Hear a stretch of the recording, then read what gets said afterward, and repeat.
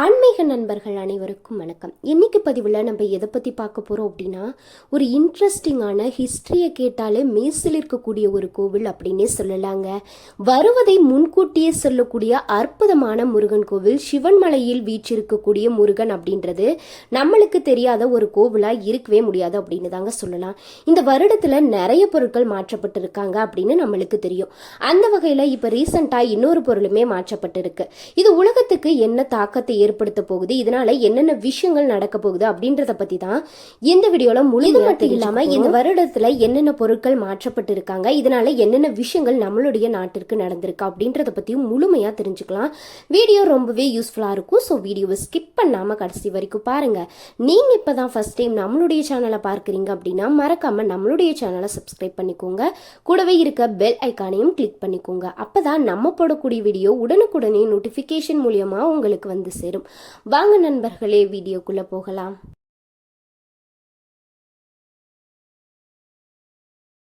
திருப்பூர் மாவட்டம் சிவன்மலை ஆண்டவனுடைய உத்தரவு பெட்டியில விபூதி நிறைந்த திருவோடு ஒரு ருத்ராட்சம் மற்றும் திருப்புகழ் புத்தகம் வைத்து சிறப்பு பூஜை நடத்தப்பட்டிருக்கு.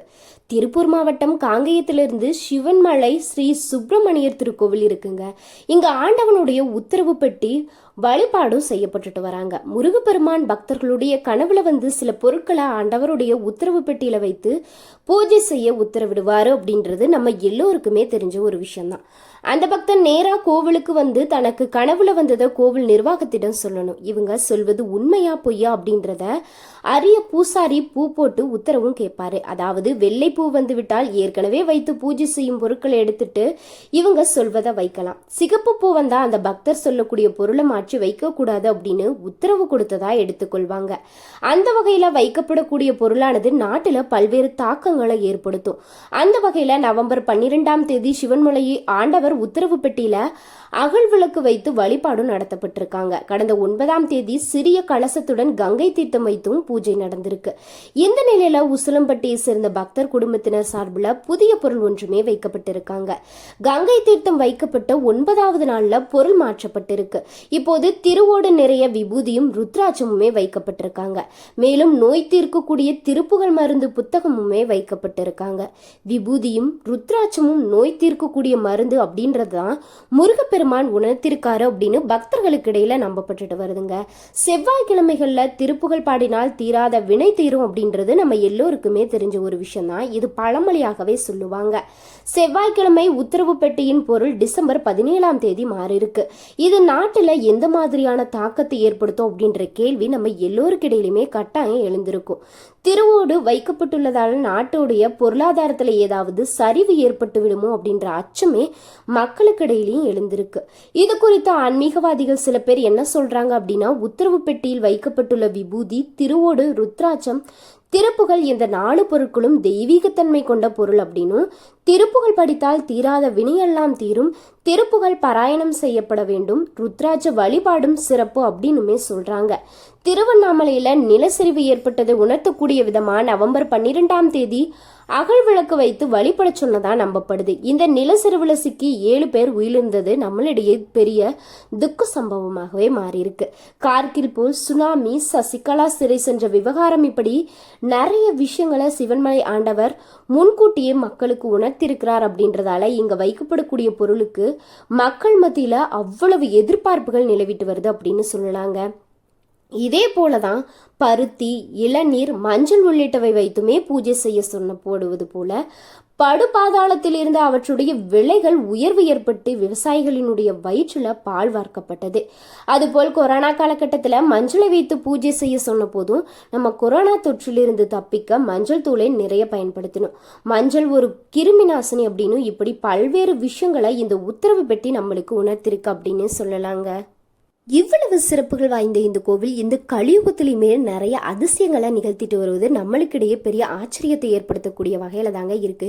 இந்த கோவிலுடைய தல வரலாறுமே அப்படிதான் இருக்கும். சிவன் திரிபுரத்தை அழிக்க மேருமலையை வில்லாக பயன்படுத்திய போது அதிலிருந்து சிதறிய ஒரு சிறு பகுதி தான் இந்த சிவன்மலை அப்படின்னு சொல்லப்படுது. இது பார்வதி மற்றும் அகத்தியர் சிவனை நோக்கி தவம் செய்த தலம் அப்படின்னும், வள்ளிமலைக்கு சென்று வள்ளியை மனம் முடித்த முருகன் வள்ளியுடன் இங்கு குடிக்கொண்டதாகவுமே வரலாற்றுல சொல்லப்படுது.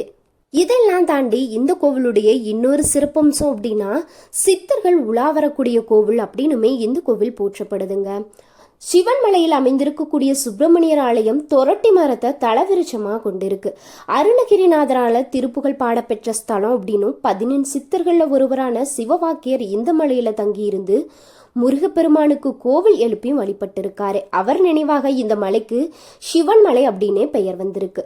சிவன் திரிபுரத்தை அழிக்க மேருமலையை வில்லாக பயன்படுத்திய போது அதிலிருந்து சிதறிய ஒரு பகுதி தான் இந்த சிவன் மலை அப்படின்னும் பார்வதி அகத்தியர் இவங்கள்லாம் சிவனை நோக்கி தவம் செய்த தலை அப்படின்னுமே போற்றப்படுது.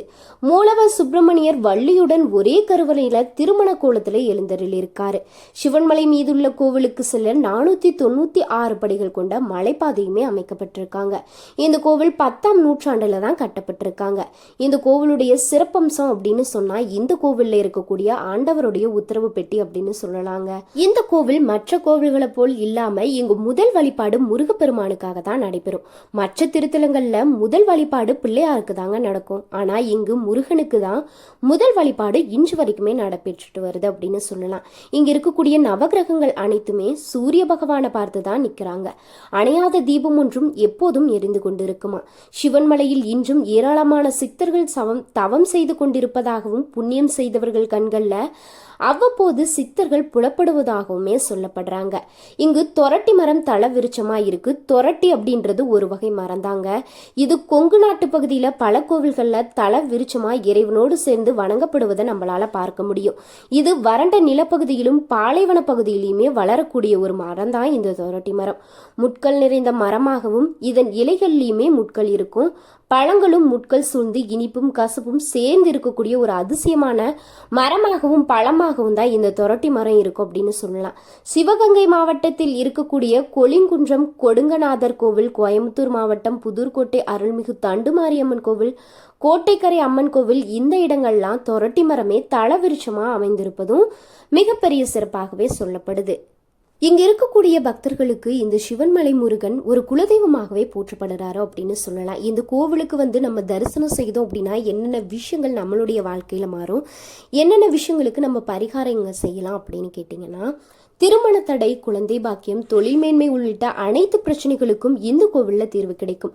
இங்க ஆண்டவன் உத்தரவு பெட்டி இருப்பதும் பொருட்கள் வைத்து பூஜை செய்வதும் நம்ம எல்லோருக்குமே தெரிஞ்ச ஒரு விஷயம் தான். இந்த பொருட்கள் எப்படி வைக்கப்படுது, எதனால வைக்கப்படுது, எங்க வைக்கப்படுது, எப்படி இங்க நம்ம சொன்னோம் அப்படின்னா இந்த பொருளெல்லாம் மாற்றி வைப்பாங்க அப்படின்னு நம்ம பார்த்திருப்போம். இப்படி ஆண்டவனுடைய உத்தரவு பெட்டியில வைக்கப்படக்கூடிய பொருட்கள் நாட்டில் நிறைய தாக்கங்களை ஏற்படுத்தியிருக்கோம் அப்படின்னு சொல்லலாங்க.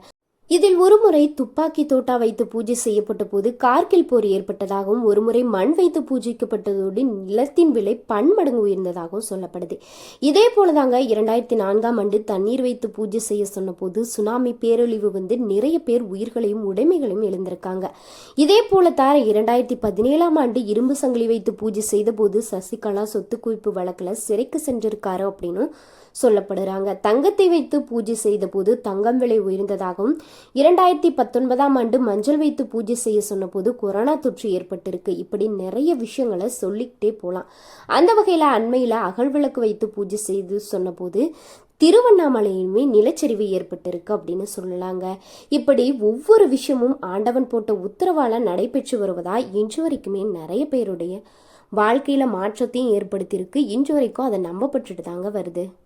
இது வரைக்குமே இந்த கோவிலில் மண், துப்பாக்கி, ஏர், கலப்பை, ரூபாய் நோட்டு, நோட்டு புத்தகம், சைக்கிள், அரிசி, மஞ்சள், இளநீர், தங்கம், சர்க்கரை, கணக்கு நோட்டு, பூமாலை, இரும்பு சங்கிலி, ருத்ராட்சம் இப்படி பல்வேறு பொருட்களை வைத்து பூஜை செய்யப்பட்டிருக்காங்க. அப்படி வைத்து பூஜை செய்யப்படக்கூடிய பொருள் சமுதாயத்தில் ஒரு தாக்கத்தை ஏற்படுத்திட்டு இருக்கு அப்படின்னு சொல்லாங்க. இது பற்றி கோவில் சிவாச்சாரியார் நிறைய விஷயங்களை நம்ம கிட்ட பகிர்ந்திருக்காங்க அப்படின்னு இன்று வரைக்குமே சொல்லலாம். உங்களுக்கு இந்த சிவன்மலை ஆண்டவரை பிடிக்கும் அப்படின்னா இந்த வீடியோக்கு ஒரு லைக் பண்ணிட்டு மறக்காம கமெண்ட் பாக்ஸில் கந்தனுக்கு அரோகரா, முருகனுக்கு அரோகரா அப்படின்னு 3 முறை கமெண்ட் பண்ணுங்க. உங்களுக்கு நல்லதே நடக்கும். நம்ம முருகனை நினைக்கக்கூடிய ஒவ்வொரு நொடியும் நம்மளுடைய வாழ்க்கையில் இருக்கக்கூடிய அத்தனை தடைகளையும் தகர்த்தெறிந்து நல்லதே நம்மளுடைய வாழ்க்கையில நடத்தி கொடுப்பார் தான் முருகப்பெருமான். இந்த வீடியோ பிடிச்சிருந்தா மறக்காம லைக் பண்ணுங்க. இந்த வீடியோ பத்தி உங்களுடைய கருத்துக்களை கமெண்ட் பாக்ஸ்ல தெரிவிங்க. நீங்கள் இன்னும் நம்மளுடைய சேனலை சப்ஸ்கிரைப் பண்ணாமல் இருந்தீங்கன்னா மறக்காமல் சப்ஸ்கிரைப் பண்ணிக்கோங்க. கூடவே இருக்க பெல் ஐக்கானையும் கிளிக் பண்ணுங்கள். அப்போ தான் நம்ம போடக்கூடிய வீடியோ நோட்டிஃபிகேஷன் மூலியமாக உடனுக்குடனே உங்களை வந்து சேரும். நன்றி நண்பர்களே.